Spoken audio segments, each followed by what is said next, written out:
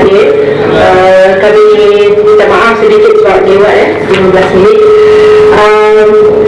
Bersama hari ini kita pada hari Jumaat yang lalu telah menjanjikan untuk satu sidang akhbar, khususnya untuk memberitahu pihak media tentang beberapa maklumat pendedahan yang akan dilakukan hari ini oleh pihak Parti Keadilan Rakyat. Saya Datuk Koya kenal kepada Dewan Guaman Parti. Dengan ini ingin menjemput Yang Berhormat Puan Zuraidah Kamaluddin selaku Ketua Wanita PKR, dan bersama beliau Naib Presiden Parti N. Surendran dan Ahli Bidang Politik bagi Sibarasa untuk membantu untuk mendedahkan apa yang kita maklumat yang kita dapati susulan kepada apa yang berlaku pada hari Jumaat yang lalu. Jadi saya jemput Puan Zuraidah dulu. Bismillahirrahmanirrahim. Terima kasih pihak media kerana hadir pada hari ini. Dan pada hari ini kita akan membuat pendedahan susulan daripada pertemuan kami dengan Datuk Samsul Baharin pada hari Khamis dan Jumaat lepas. Jadi skandal lembu ini telah take a twist of event, yang mana kita telah dapat juga bukti-bukti atau maklumat baru yang tampil ke hadapan. Jadi pada hari ini saya bersama barisan peguam yang akan mengendalikan kes ini, insya-Allah kami membuat satu sidang akhbar pada hari ini untuk menjelaskan tentang situasi semasa, ya. Jadi ini statement saya sebagai wanita keadilan yang menangani isu skandal lembu ini yang membabitkan Menteri Wanita. Okay, sepanjang pendedahan penyelewengan RM220 juta oleh kerajaan, keluarga Shahrizad dan NFC, segalanya meruntun kepada persoalan mengenai kepincangan pentadbiran yang sedang dihadapi negara. Ianya bukan hanya berkisar kepada penyalahgunaan kuasa semata-mata, tetapi membuktikan bahawa seolah wujud satu plan rompakan dana awam secara besar-besaran oleh pihak kerajaan UMNO BN. Tindakan saman 100 juta oleh Shahrizad Abdul Jalil terhadap saya dan Rafizi Ramli tidak sedikit menggentarkan kami. Malah saya menggesa agar bukti baru yang saya akan dedahkan ini disenaraikan sebagai bukti penghujahan di mahkamah nanti. Melalui satu sumber telah didakwa bahawa ahli perniagaan Datuk Samsul Baharin Ismail dan Datuk Seri Muhammad Saleh Ismail, pengurusi National Fuel Corporation NFC, telah diperkenalkan melalui Timbalan Perdana Menteri Tan Sri Muhyiddin Yassin. Pada satu pertuahan, Samsul Baharin telah bersetuju untuk membantu Datuk Saleh yang hadir mengadu dan meminta pertolongan untuk memperkemaskan penyata akaun dan kewangan NFC dengan niat agar tiada syak sewaktu siasatan forensik perakaunan oleh pihak SPRM dan polis dijalankan. Samsul Baharin dibayar sebanyak RM22 juta dan direkodkan sebagai payment for corporate communication and media consultant di dalam rekod perakaunan NFC, ya. Di antara perkara-perkara yang dipersetujui untuk diatur, adalah: 1. Pesanan sebanyak 200 ekor lembu dara dari sebuah syarikat di Afrika. Nombor 2, Datuk Salim dipertemukan dengan pegawai tertinggi polis di Bukit Aman untuk permudahkan siasatan. Yang ketiga, menguruskan pegawai polis dan SPRM.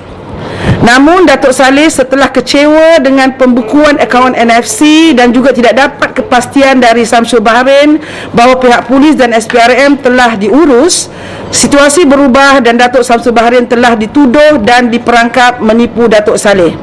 Dan ini diikuti dengan satu siri siasatan dan tuduhan terhadap Samsul Baharin dan pembekuan akaun semua syarikat beliau termasuk akaun isteri dan keluarga. Merasakan ini adalah satu penganiayaan terhadap beliau dan keluarga, maka Samsul Baharin nekat untuk mendedahkan dan membawa bukti-bukti yang ada di tangan beliau sepanjang berurusan dengan Datuk Saleh dan NFC. Pendedahan ini juga berkemungkinan besar akan membuktikan penglibatan Datuk Seri Shahrizad Jalil dalam skandal projek lembu negara ini. Pesanan ringkas yang dikirim oleh Datuk Saleh kepada Datuk Samsul Bahrain menjadi bukti kukuh wujudnya unsur rasuah dan sogokan dari pihak NFC kepada polis, dan satu laporan polis telah difailkan pada 27 bulan 10 oleh Datuk Samsul Bahrain bahawa 27 bulan 1 ya, hari Jumaat lepas, tentang sistem pesanan ringkas ini telah dibuat laporan kepada polis, dan salinan laporan polis tu kita akan edarkan sebentar lagi ya. Dan ini adalah usaha untuk menutup kes NFC ya. Sehubungan dengan skandal lembu ini, saya percaya rakyat Malaysia seluruh negara merasa amat kecewa kerana sampai sekarang Menteri Kewangan, Menteri Asas Tani masih belum berani membuat laporan polis terhadap Datuk Saleh dan NFC yang jelas telah menyelewengkan wang rakyat. Sekiranya kementerian terbabit dan kerajaan BN masih lagi gagal untuk bertindak, ini membuktikan bahawa kerajaan BN UMNO menjadi sekutu penyelewengan dan perompak besar rakyat Malaysia. Kegagalan kerajaan BN UMNO dalam menghuraikan kemelut skandal lembu ini membuktikan kepincangan sistem kerajaan BN UMNO dan pemimpin-pemimpin BN UMNO yang tidak amanah dan menjahanamkan negara. Maka saya seru rakyat Malaysia agar tolak kerajaan lembu satu Malaysia pada PRU 13 yang hampir tiba ini. Sekian itu statement saya untuk pada hari ini, dan mungkin Zurindran dan Siva nak tambah.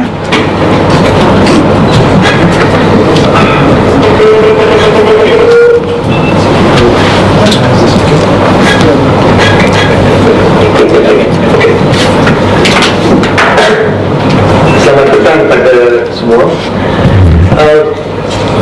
Saya ingin menambah dengan rujuk pada laporan polis yang disebut baru tadi oleh Puan YB Zuraida Kamarudin, laporan polis yang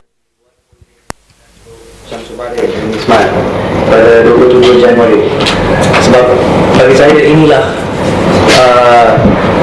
dokumen ini sangat penting. Kita akan edarkan salinan pada semua yang hadir sekejap lagi, dan saya ingin baca ya, untuk makluman tuan-tuan puan-puan, beberapa perengan daripada laporan ini yang ditulis oleh beliau sendiri, yang dibuat pada 11.15 pagi 7 Januari ya.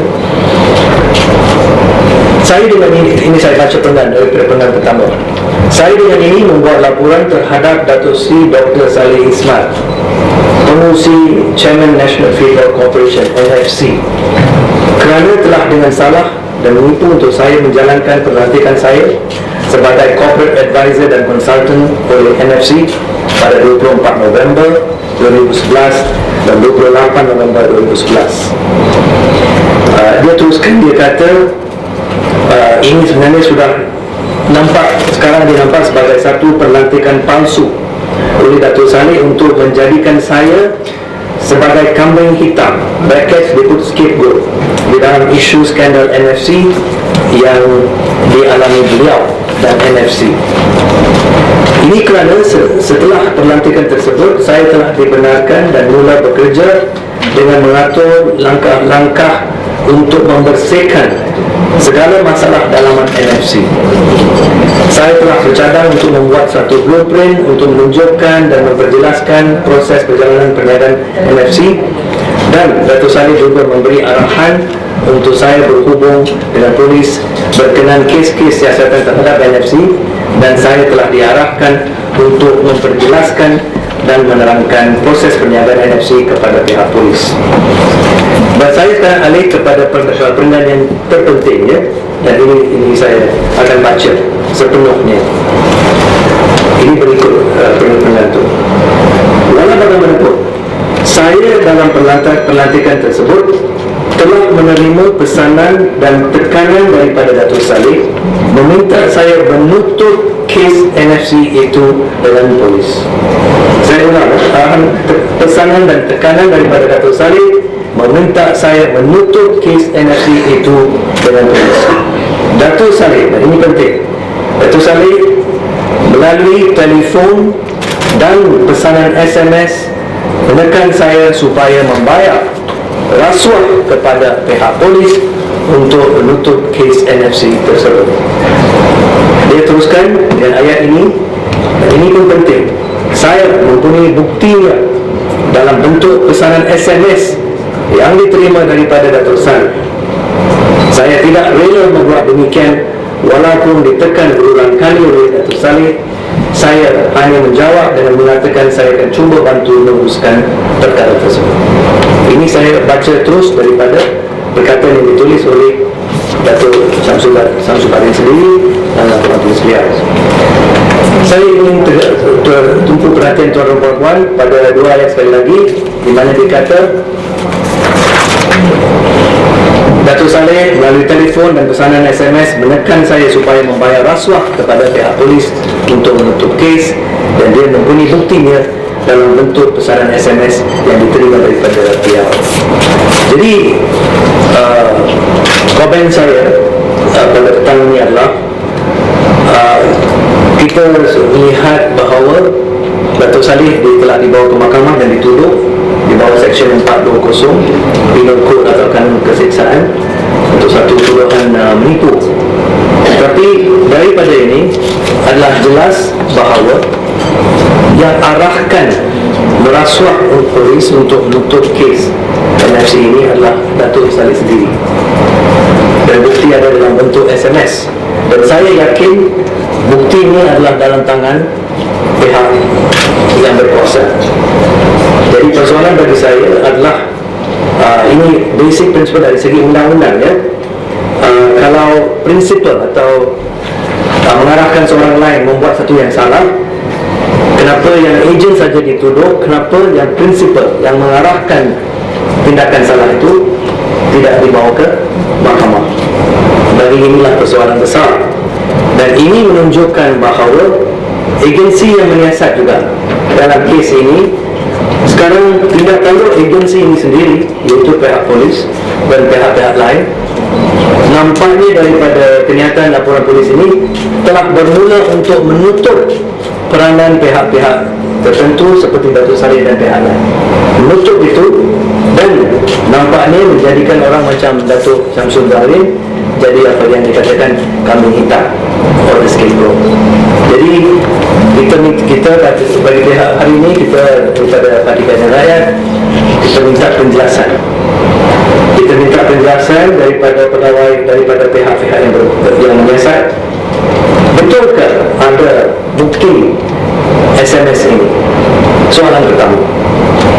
Kalau betul, apakah tindakan dan komen daripada mereka atas ini? Kita menunggu jawapan daripada agensi-agensi yang berkenaan. Sekian. Terima kasih.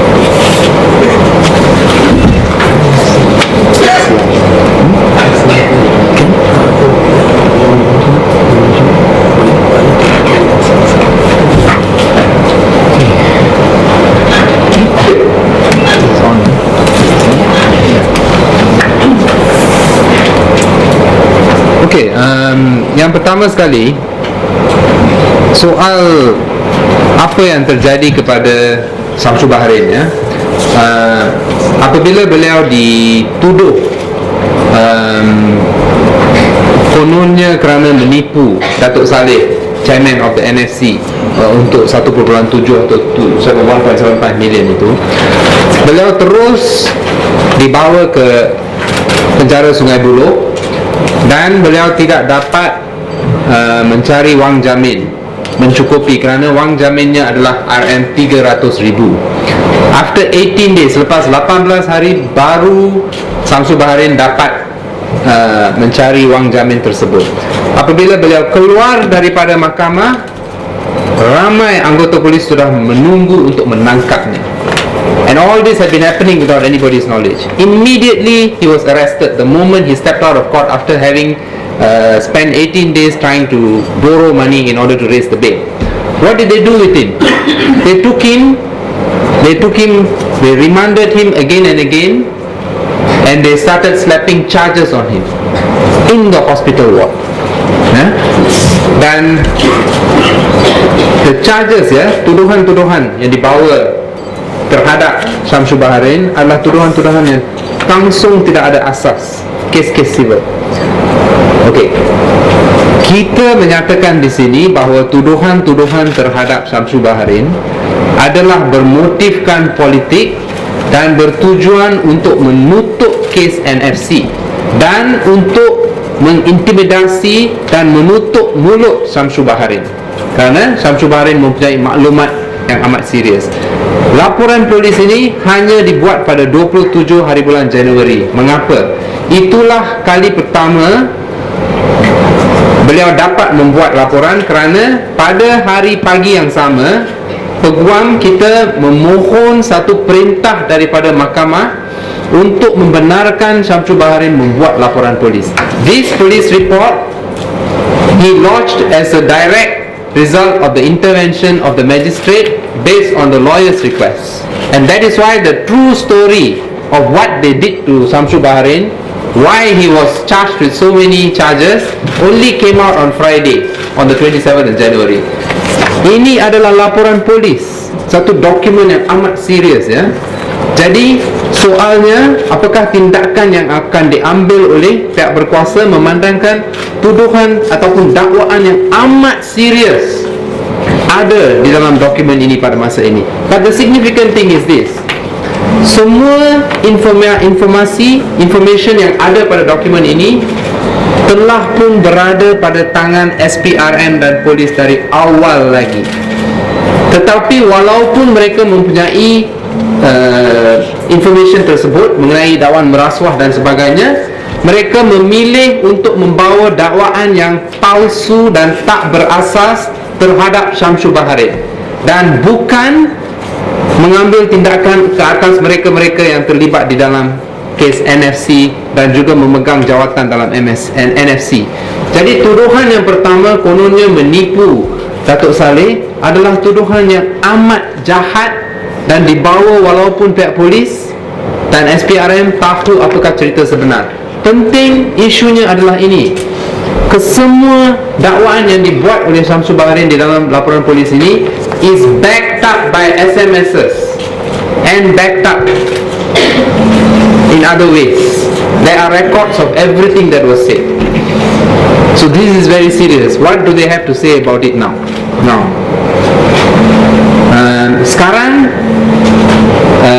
Syamsul Baharin pada masa ini tidak dapat berada bersama kita, kerana sebenarnya beliau memberitahu saya beliau mahu datang dan memberitahu seluruh negara apa yang sebenarnya berlaku, tetapi beliau masih berada di reman di penjara Sungai Buloh, dan beliau berada di sana kerana takut mengenai keselamatannya.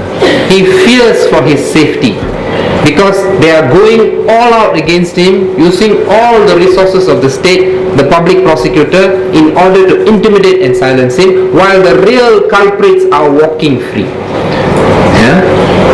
Jadi seperti kata Sivalasa, kita hendak tindakan secepat mungkin, dan kita mahu penjelasan daripada Perdana Menteri, timbalannya dan sebagainya yang mengatakan tidak ada isu dalam NFC. Apakah jawapan mengenai apa yang berlaku di sini? NFC sendiri cuba menutup.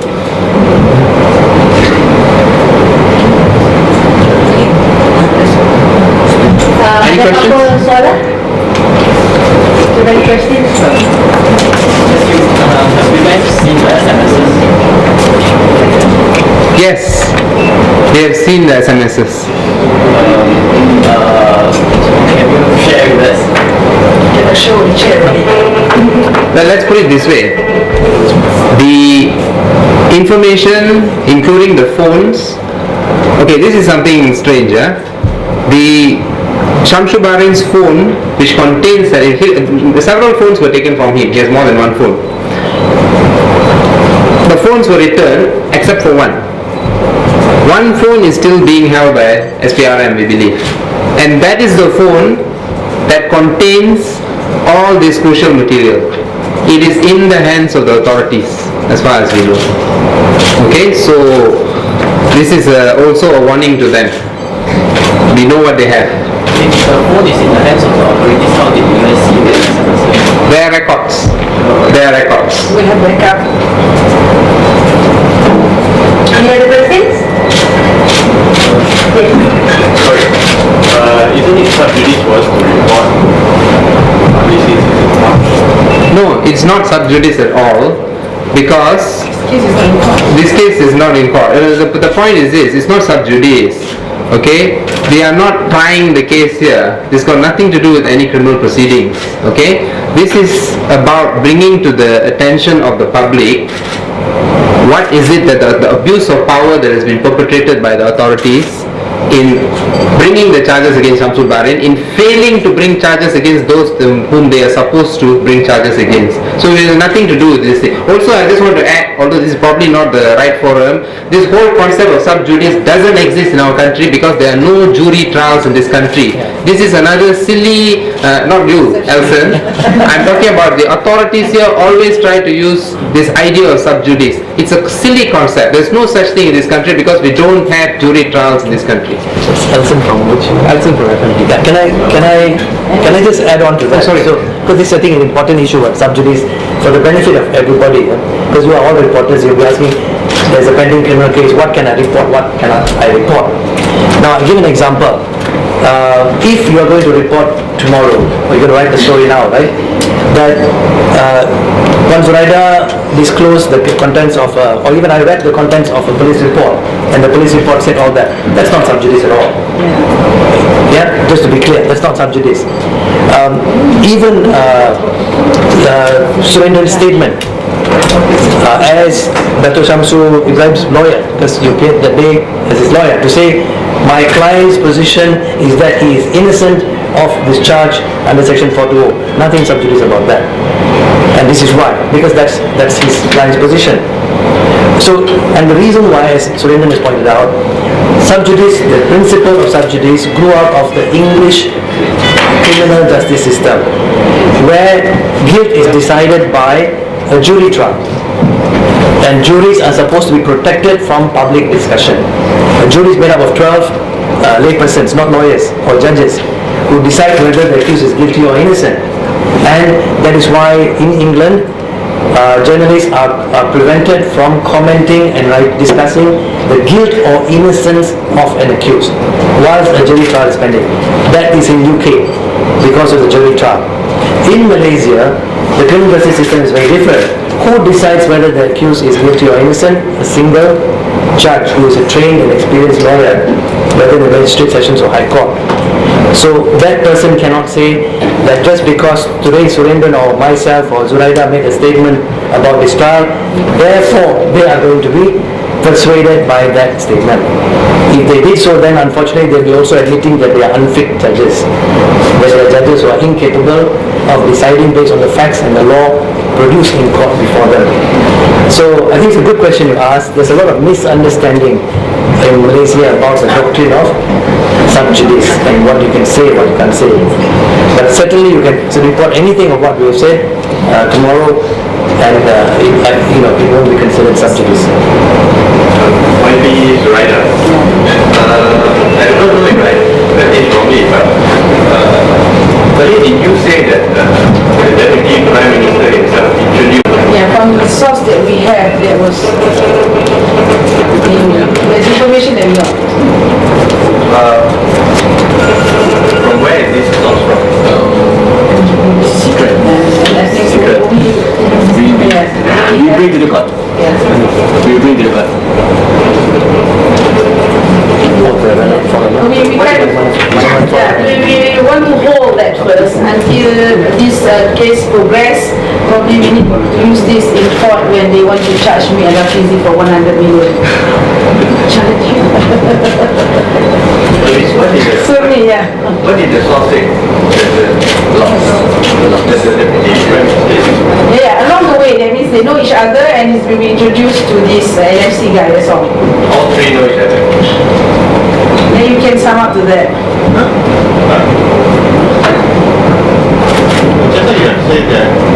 I think, if I may just assist, at this moment, Wabi Zuraida is not ready to reveal the person who has given us those information.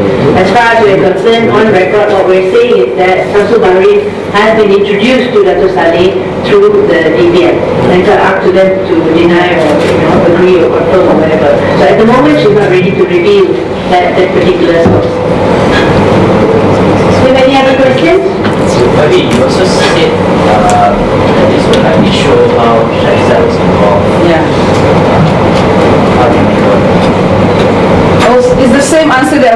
given because we cannot divulge more than what we have said just now until later. Yeah, until this thing progress, then we will expose. Yeah, how Shahrizad is involved in this. Where is Samsul Barin? Huh? Samsul Barin. So it's not Samsul Barin, it's not himself in Sungai Buloh. Yes. Not himself in Sungai Buloh. He didn't post the bail. You see, after he posted this bail for the first time, and then when he came out, they slapped him with 2 more charges. Now, even though there's bail money that needs to be raised for him to come out again, to pay, to come out, he's not ready to do that because his safety is still at risk. He's not sure when he step out, there will be more charges that maybe, slapped on him. So he feels, ironically and strangely, he feels safer to be in Sungai Buloh at the moment.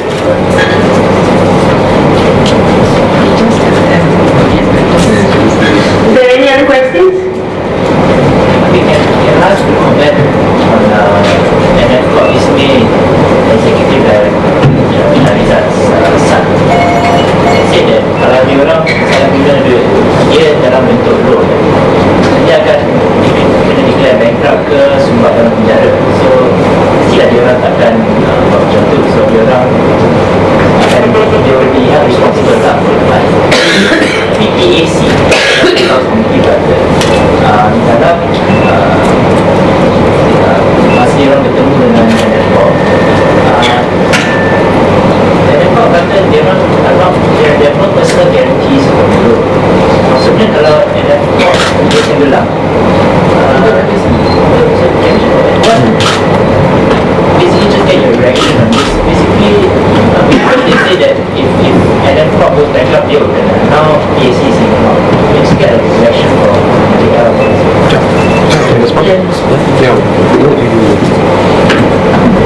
Now, I think you've raised something quite relevant and important. If it is correct that there are no personal guarantees from the directors of NF Corp for that loan of 250 million, then some key, very serious issues arise.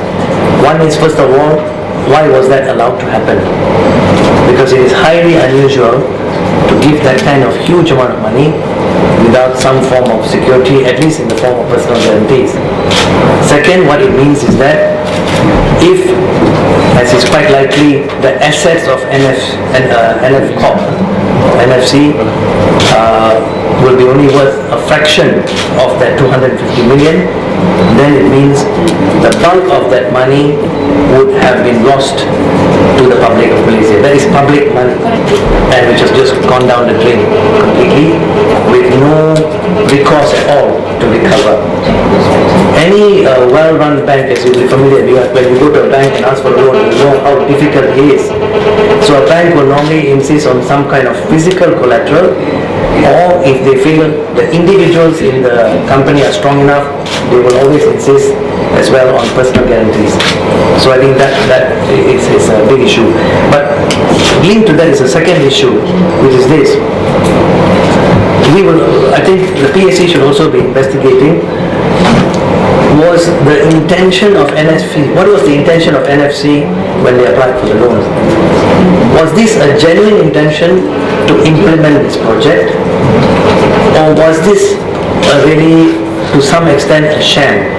In other words, you implement a project. Yes, they did buy the land in Gamas, they did open some kind of ranch, and they did have some cattle, but it is far short of the original targets, and we can see that many millions of dollars have been used for other purposes. So was the intention genuine, or was it a sham? And that is what the PAC should also investigate. I just want to add to that. Now, the statement by this Shahrizad's son, this young man, shows that it makes no sense at all, saying that, look, we've been given a loan and we'll pay it back. What is the element of cheating as a criminal offence? It means practicing a deception. You obtain a loan, you obtain money, let's say from the government or anybody, using a deception. You took the money, you said you're going to do a cow project, Lembu project, and what did you do? You bought a condo and had holidays. So, in other words, it's not a question of whether it's a loan and you're going to repay the loan. On what is your intention when you applied for the loan? Did you deceive the authorities when you applied for that loan? Look at section 417 and 420 of the penal code. I would advise this young fellow to go and get a good lawyer and get the lawyer to advise him, instead of coming and making ridiculous, foolish and silly statements when 250 million of public money is at stake and they are sending this young fellow to talk nonsense to the public. They must go and check the criminal law and understand that this is cheating and this is CBT if it is used for any other purpose but the purpose for which the loan was disbursed. Thank you. That's why I mentioned in my statement just now that the Ministry of Finance and the Ministry of Pertanian is responsible to make sure that the money that they approve for this project is rightly used for the project purposes. So therefore till today they have not taken any action against this mismanagement and abuse of funds that is being transferred to NFC. Ms. Ryder, also the question here is, how can the government give a loan without asking for That's basically is wrong already. That's why I was mentioned just now. The whole system is rotten and there's no proper system. In fact, they signed the thing in 2009 and approved 2009 and 2010. Then you get all the terms. You get the money approved in 2009 and all the agreement and terms signed in 2010. Do you have privy to that document, security documentation? Otherwise you'll be talking about if. We don't have that. Do you have privy of that? In Parliament, we don't have that. We just get the Auditor General report. But that was the answer that they gave us. There's a lot of The question was based on the assertion just now made by they made in the PSC proceedings that there was no personal guarantees given. That's the basis.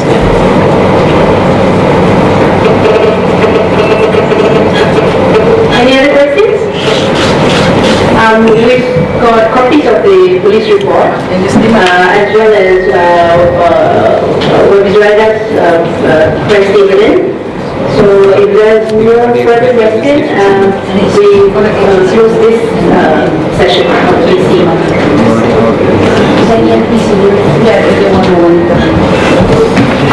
Just hold on, there is another session. Is there any more questions? Yeah, one more question. Just hold on. I'm not sure if you will see myself mention or yourself, but so you're representing Shaful Bahri, Yes. Myself together with Latifa.